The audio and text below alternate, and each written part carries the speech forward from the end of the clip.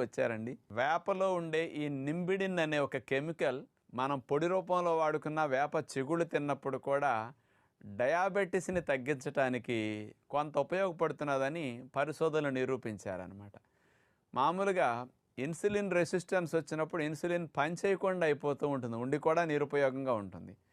అట్లాగే ఇన్సులిన్ బాగా పనిచేసేటట్టు చేయటానికి ఈ నింబిడిన్ అనే కెమికల్ భలే ఉపయోగిస్తుందట. కణజాలం గ్లూకోజ్ని ఎక్కువగా వినియోగించుకునే విధానం ఈ నింబిడిన్ అనే కెమికల్ సెల్స్లో ప్రేరణ కలిగిస్తుందట. అంచేత ఈ రకమైన సైంటిఫిక్ ఇన్ఫర్మేషన్ కూడా స్పష్టంగా ఇవ్వటం జరిగింది. దీన్ని సైంటిఫిక్గా రుజువు చేసిన వారు ఇండోనేషియా దేశస్థులు 2014 సంవత్సరంలో. ఏదో ఋషులు చెప్పారంటే నమ్మం కదండి, దేశము సైంటిస్టులు చెప్తే మనకు నమ్మకం కలుగుతుంది. మరి వేప పొడిట్లా తిన్నప్పుడు కానీ, వేపాకులు నమిలినప్పుడు కానీ ముఖ్యంగా